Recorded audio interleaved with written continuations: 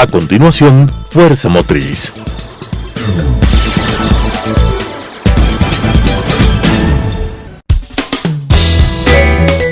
Clasificación A. Apto para todo público.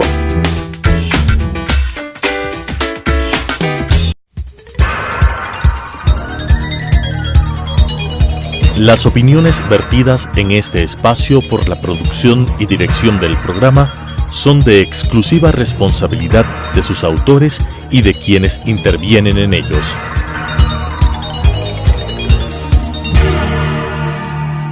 Telesucesos Canal 29 UHF presenta Fuerza Motriz, con temas de interés del sector automotor, estadísticas e industria automotriz, entrevistas a empresarios, curiosidades y consejos, con la conducción de Pablo Ordóñez y con el respaldo de AEADE, Asociación de Empresas Automotrices del Ecuador. Fuerza Motriz.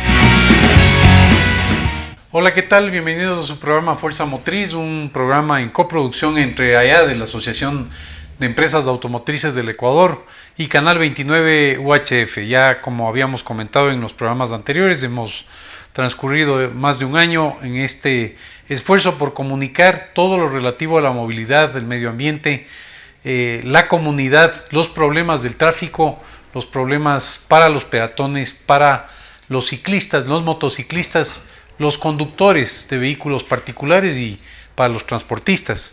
En esta ocasión vamos a tratar un tema muy importante, todo lo que es los laboratorios de buses, los laboratorios del transporte público y también, por supuesto, el transporte privado. Vamos a hablar técnicamente de este tema. Nos acompaña para este efecto Jorge Luis Cepeda, quien es actualmente máster en Ingeniería Automotriz, es magíster en Dirección de Empresas, tiene un MBA también en Marketing, ha tenido una amplia trayectoria como ingeniero de compras en General Motors, fue un Production Engineering de Miral, que es una compañía muy importante en el desarrollo de carrocerías. Fue ingeniero de investigación en el ITSMEM, profesor investigador de elementos finitos, simulación dinámica, en fin, es una persona que tiene mucha experiencia técnica en este ámbito de las carrocerías de buses. Bienvenido a nuestro programa para dialogar sobre este tema. ¿Cómo eran los buses anteriormente? ¿Cómo era su diseño? ¿Cómo ha venido evolucionando este diseño en los mismos? Y sobre todo algo importante para los ciudadanos, la seguridad. Bienvenido a nuestro programa. Pablito, muchas gracias por la invitación. Es un gusto, un honor para mí estar acá. Bueno, inicialmente el diseño de los buses empezó con la madera. El material inicial fue la madera. Pasaron luego de varios años de la investigación que he hecho, realmente material que exista como documento, hay muy poquísimo. Luego sé que eventualmente hubo un salto del material madera al material metal, ¿no? Y el principio de diseño básico era diseñar el bus, pero no pensar en la gente, ¿no? No pensábamos en la gente, pensábamos que el bus nos quede bonito con los materiales que tuviéramos y con la tecnología que tuviéramos, pero no pensábamos en la gente. Yo te he traído varios ejemplos de buses como eran antes, por ejemplo si lo podemos ver en pantalla. Y es una suerte que sea la fotografía a color, ¿no? Sí, exactamente, este es del año 73, es una fotografía. Podemos indicar a la cámara. Es una fotografía tocada, ¿no? Es una fotografía recuperada. Entonces, aquí lo que podemos ver es, podemos ir analizando cómo eran los buses antes, ¿no? Por ejemplo, si vemos el diseño de la parte lateral, esto era remachado. Y tú ves que acá había material tras material tras material, tubo tras tubo tras tubo. Bueno, en realidad no era tubería. En esa época se fabricaban los buses con perfiles abiertos. Como concepto de ingeniería, un perfil abierto tiene menos resistencia que un perfil cerrado. Entonces, acá había que poner refuerzo para remachar. Los remaches de estos de golpe, ¿no? Y se veía todos los laterales de los buses llenos de remaches. Esto aumentaba el peso de las unidades. Y obviamente, en el caso de un impacto, esto era muy peligroso. El tema de los techos. Acá en los techos tengo otra fotografía. Tenemos las parrillas, fíjense ustedes. Claro, se ubicaba todo el equipaje y la carga adicional. La carga llevabas en las parrillas, ¿no? Tenía que ser suficientemente resistente el techo para soportar la carga. Claro que sí, y obviamente, como te comento, había tanto refuerzo que sí era resistente, pero eran unos buses pesadísimos, o sea, había un consumo de energía, de recursos enorme. Esta parte del frente, fíjate tú, este guardachoques, un guardachoques reforzado pero en extremo, que causaba daño en el momento de algún tipo de accidente, o sea, causaba un daño tremendo, irreparable. Chocarse contra un bus era imposible de sobrellevar. Acá tengo otra fotografía, este es un interprovincial. Ya vamos modernizándonos. Ahí, de a poquito nos vamos modernizando. No, de Reina del Camino. Y fijémonos en las ventanas, por ejemplo. En las primeras fotografías me imagino que el sistema de vidrios no era vidrios templados, no eran vidrios exactamente como los de los domicilios. Vidrios crudos. Crudos completamente. Un accidente habían fatalidades totalmente importantes. El momento en que este vidrio se rompe, se tornaba en una cuchilla, tomaba la forma de una cuchilla y tendía a incrustarse en las personas, causaba muchísimo daño, ¿no? Inclusive el diseño de la ventana, acá se ve un poquito más claro. El diseño de la ventana tiene un marco muy pesado. Y tenemos, creo que acá se puede llegar a notar, tenemos una ventana de diseño guillotina. No sé si tú recuerdas que tú tenías que subir, perdón, claro, y bajar. Y bajas. Y se caía. Un vidrio pesado y si por desgracia estaba una mano por ahí, había una lesión grave, ¿no? Tengo otra fotografía por acá. Acá vemos, que quise mostrar acá la parte ergonómica. No está diseñada pensando en los clientes, no pensando en la seguridad, ¿no? Sencillamente lo que había se le ponía con los criterios de la época, ¿no? Las puertas. ¿De qué año estamos hablando en estas fotografías? Estas fotos son de los 80s. De los 80. Esta foto es del año, según vi, del año 90. Esa ya es más moderna. Un poco más moderna. Esta foto es del año 2000.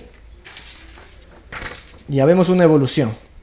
En este año todavía no entraban a colación las normativas. O sea, no había una autoridad, la autoridad no regulaba, no se dedicaba a regular. Y tenía libertad de diseño y de construcción, ¿no? Aquí todavía vemos los vidrios, los parabrisas sin laminar. También eran un peligro. Todavía seguían sin laminar en ese año. Todavía seguían año sin 2000 laminar. Seguíamos sin laminado. Así es decir, no es hace mucho que ha cambiado. Son 28 años, un poco más de casi 30 años más bien, ¿no es cierto? Que realmente se hace poco por el tema de seguridad. Y de a poco hemos ido ya cambiando, hemos ido modernizándonos. Se ha ido metiendo tanto la autoridad, y utilizo el término meter porque realmente la autoridad está para regular, ¿no es cierto? Para un poco señalar el camino. Y también nosotros como ingenieros. Aquí traigo mi tesis de grado de ingeniería mecánica. Si ustedes ven, es del año 2006. Desde este año, yo diría antes, yo ya empecé con la curiosidad de cómo funcionaban los buses. A mí desde niño me gustaron los vehículos, los autos, pero de pequeño construía represas en el patio de mi casa. Entonces por ahí me gustaba tanto la ingeniería civil, tanto la ingeniería mecánica. Y cuando llegué a estudiar estructuras, dije, no, pues esto es lo mío. Entonces, una aplicación de estructuras con algo que se mueva, pues son los buses, tal cual. Encontré mi pasión. Y en este año empezó una investigación que luego ayudó y fue fundamento para la normatividad, las normativas que existen en el momento, ¿no? Para la normativa 1323, la INEN 1323, que regula el diseño y construcción de buses. Esta tesis, lo interesante que tiene, más allá del cálculo en sí, porque el software ha ido evolucionando también, es el fundamento técnico, el decir, ok, ¿cómo calculamos? Si tomamos en cuenta el frenado y la curva, el frenado y la aceleración, tomar en cuenta las condiciones físicas del bus, ¿no? Entonces, yo creo que eso es el principal aporte. Y por ahí ya vemos una evolución. Este es un vehículo de año actual, 2018, 2019. Entonces, ya podemos ver acá, los vidrios son laminados. Los laterales son templados. ¿Qué significa esto? Que ya protegen la seguridad de los ocupantes, ¿no es cierto? Los asientos son plásticos, son ergonómicos. Significa que son más amigables con las personas, ¿no? En caso de impacto, un asiento está calculado para que se deforme una cierta cantidad de milímetros, pero que no sea una deformación exagerada, para que no golpee, no exista golpes y lesiones, ¿no? ¿Qué más? Inclusive la pintura, tenemos tecnologías ahora, inclusive en base a agua, se quiere pintar en lugar de con solventes, con agua. Las puertas tienen una regulación, los techos, aunque este es un bus urbano, pero ya no llevan una parrilla adentro, como vemos en esta fotografía, los techos ya no llevan nada arriba, ¿no? Ya se ve acabados de mejor calidad, se ve un poco más de ergonomía, se ve también aerodinámica para posiblemente reducir el consumo de combustible o de diésel. En fin, se ve una evolución, y me imagino que acá los vidrios ya son templados, es decir, el momento de un accidente no causan el daño que causaban antes los vidrios laminados. Por supuesto, y son regulados, ¿no? O sea, ahora las fábricas, tanto locales como importadas, que circulan en el país, son reguladas por entes que los revisan. O sea, van en la construcción del bus y dicen, ok, certificados de este vidrio o pruebas de este vidrio, presénteme. Le presentan las pruebas del parabrisas, las pruebas del material. O sea, hay una revisión exhaustiva de la calidad de los materiales con los que se producen los buses. Hablemos de la seguridad, y pensando en nuestros televidentes, el ciudadano se sube a este bus para transportarse en la zona urbana o en la zona rural y movilizarse. Su propósito es ir de un sitio a otro. ¿Cuáles son las pruebas de seguridad, pruebas de impacto que se realizan en los autobuses? Perfecto. Nosotros hemos, como te cuento, llevado una trayectoria interesante dentro del mundo de autobuses, y siempre nos preocupó eso: proteger a las personas que están transportándose, que utilizan como medio de transporte los autobuses. Entonces, lo que nosotros hacemos es probar el diseño de los autobuses, el diseño mecánico, desde el punto de vista mecánico. Y lo que hacemos en estas pruebas es básicamente simular un impacto. Te voy a mostrar también unas imágenes en las cuales vamos a ir viendo un poco el proceso de lo que hacemos. Esto que vemos aquí son los planos del bus. Ahora todo autobús necesita tener unos planos constructivos, ¿no? Eso, por ejemplo, en las imágenes que veíamos antes no existía. Antes venía de la cabeza del fabricante cómo se hace el bus, ¿no? Un diseño básico y más bien manos a la obra y en físico. En cambio acá ya se hacen planos como se desarrollaría en la construcción de una casa, es decir, en planos primero. Tal cual. Y en planos nosotros lo construimos en 3 dimensiones, como se puede ver aquí. Lo construimos en 3 dimensiones. Esto es a través de un sistema tecnológico, ¿no? A través de un software de ingeniería especializado. ¿Tiene algún nombre este software? Se llama HyperWorks. Es un software americano. Especializado en esta materia. En ingeniería asistida por computadora, en simulación de impactos y ayuda a la seguridad, ¿no? Una vez que tenemos ya el software, que fíjense, en las conferencias que he dado siempre digo, miren, está bonito el bus. No se trata de que se vea bonito. Se trata de que estén representados todos los elementos estructurales que incluyen en el diseño del bus, en el diseño mecánico del bus. ¿Sí? Una vez que ya tenemos el diseño mecánico, el dibujo, pasamos a la parte matemática. A veces en las universidades, en los colegios decimos, ¿por qué estudiaré matemáticas? ¿Para qué me servirá eso? Bueno, esta es una aplicación netamente matemática. Nosotros a este bus le dividimos en partes pequeñitas, y estas partes pequeñitas son realmente las que calculamos. Y luego sumamos los resultados. En cada una de las piezas, para medir también su resistencia, su flexibilidad. Tal cual. Nosotros sabemos cómo se comporta. Generalmente, antiguamente, cuando se construía un puente, se hacía la prueba en físico, ¿no? Correcto. Ahora se puede hacer la prueba en un sistema tecnológico. Pero el tema costos. Los costos bajan, ¿no? Por ejemplo, en un autobús, ¿cómo sé yo en dónde se puede romper si no utilizo galgas, si no utilizo sistemas de adquisición de datos, ¿no es cierto? Debo representarlo de esta manera, porque yo sé, tal vez en esta parte se puede romper, tal vez en esta parte tengo un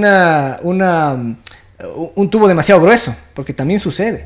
Estamos en la era de la optimización. Por supuesto. Entonces, tenemos que alivianar el peso, correcto, porque el peso muy grande en un autobús es una causa de un riesgo mucho mayor en un accidente, ¿no? Es una masa crítica mucho mayor. La inercia, ¿no?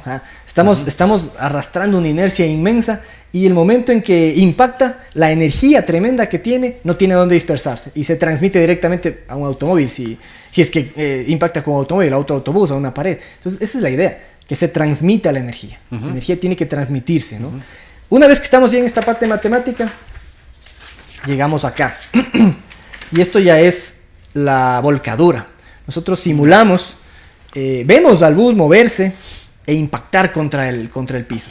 Y de esa manera sabemos en dónde puede fallar, cómo puede fallar y de qué manera mejorar el diseño, ¿no? Esa es la idea, que estos diseños nos protejan. Esta volcadura se hace en función de normativas, tanto la normativa ecuatoriana que mencioné hace un momento, la normativa 1323, como las normativas europeas. Para hacer esto nos basamos en el reglamento 66 de la Unión Europea.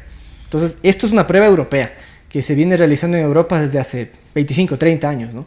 Y lo importante es que se realiza acá y ya y estas pruebas de impacto pueden ser diferentes, pueden hacer pruebas de volcamiento, pruebas de impacto frontal, pruebas de impacto posterior, es decir, cualquier tipo de simulación. Pruebas de impacto lateral, por ejemplo, para saber cómo es que el lateral del bus soporta al recibir un impacto de un vehículo en movimiento, ¿no? Y eso es muy importante para la protección de los ciudadanos, de los viajeros. Desde el punto de vista práctico, ¿podemos cuantificar si estos estudios salvan vidas? ¿Podemos determinar un bus de los años 70 en un accidente común, un volcamiento común, se perdían X cantidad de vidas?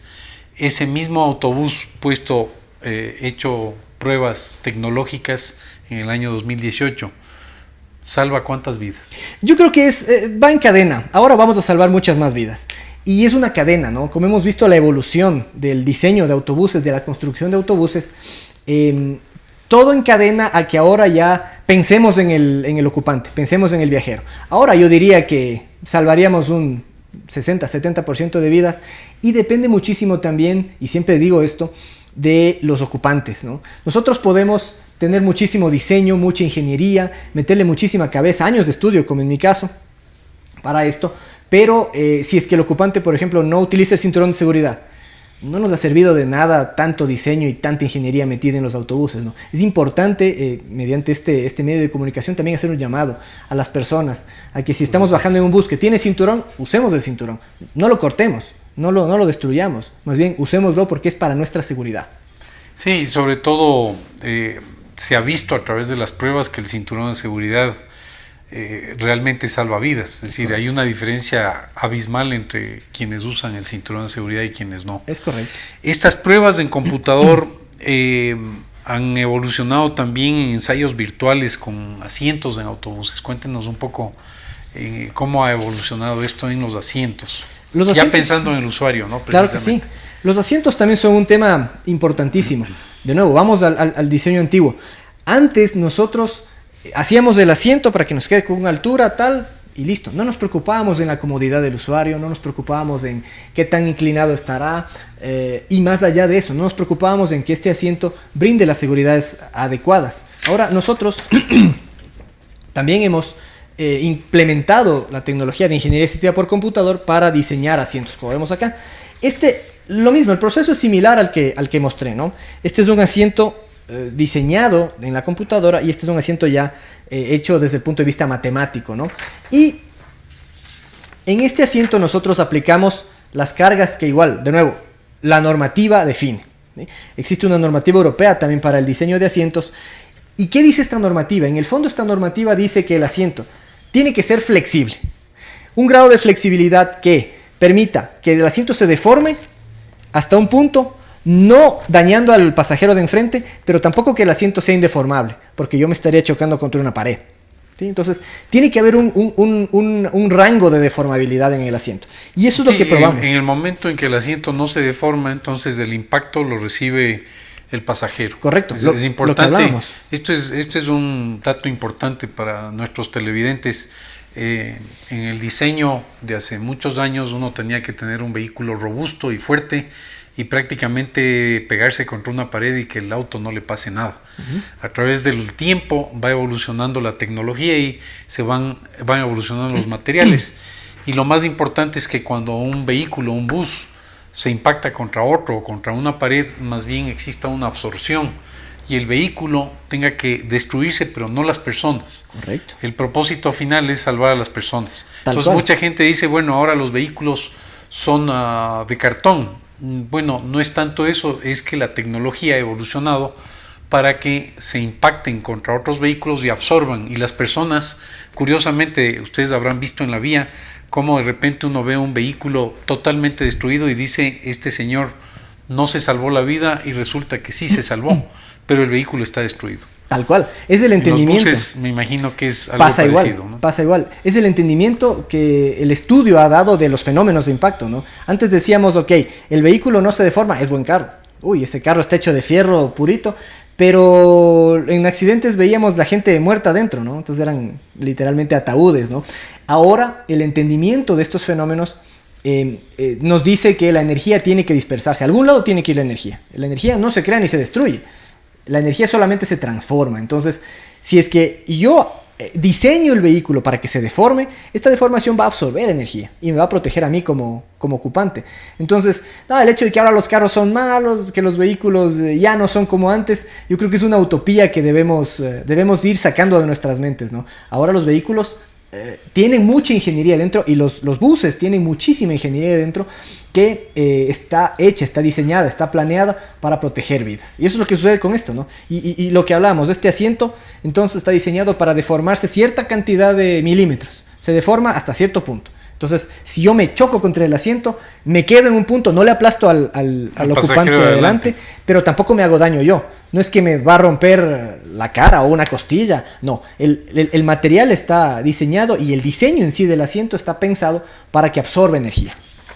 Muy interesante todo esto. Ahora, siempre viene la pregunta que se hacen los usuarios y se hacen los fabricantes y se hacen en general las marcas, y es la posibilidad de desarrollar diseños locales. Los ecuatorianos hemos sido muy buenos en el diseño local y en el desarrollo local, frente a un crecimiento exponencial de plantas en la China, en el Asia, en varios países que fabrican en serie y que hacen muchas pruebas. ¿Cómo estamos nosotros en el desarrollo local frente a la importación de carrocerías en el caso de los buses, y cuál es la recomendación técnica de tu parte?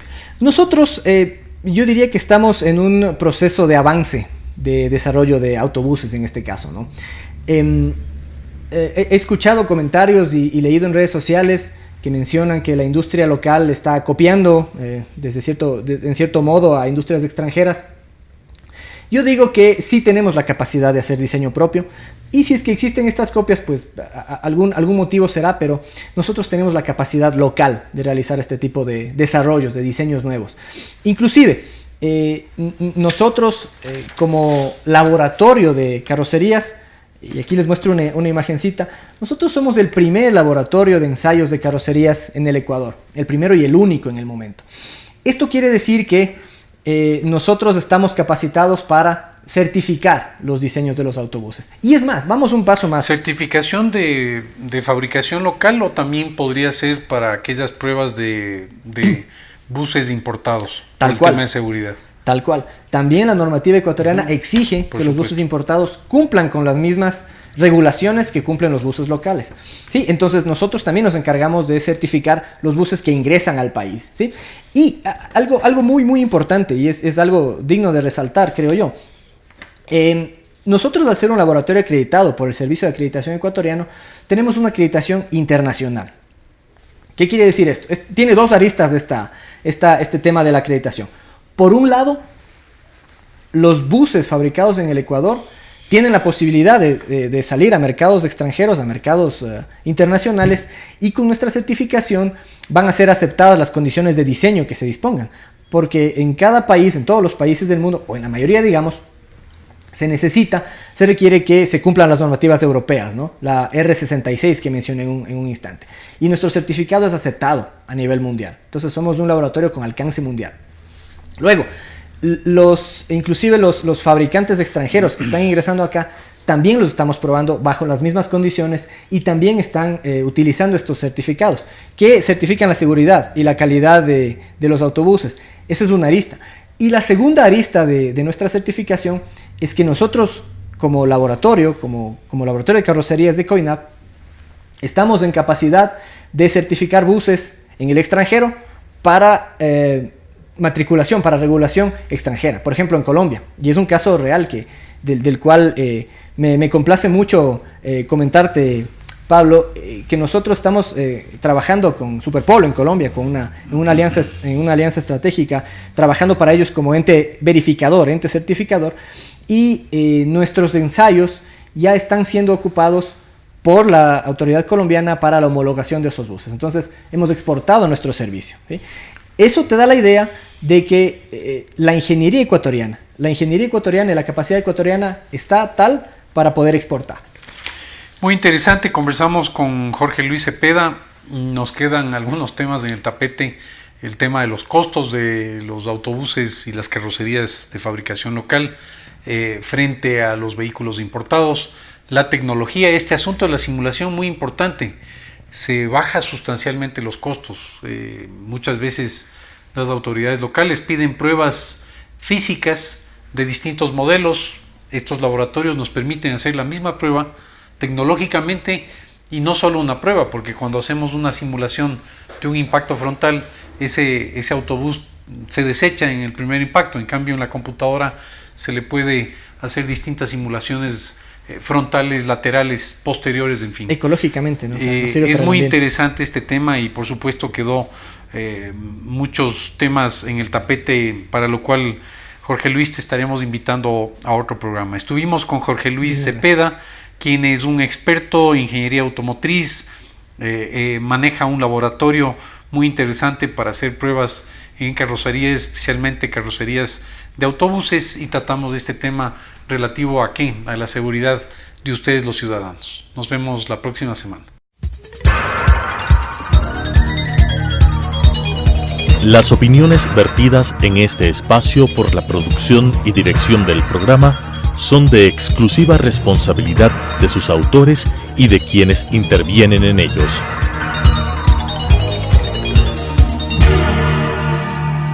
Telesucesos Canal 29 UHF presentó Fuerza Motriz, con temas de interés del sector automotor, estadísticas e industria automotriz, entrevistas a empresarios, curiosidades y consejos, con la conducción de Pablo Ordóñez y con el respaldo de AEADE, Asociación de Empresas Automotrices del Ecuador.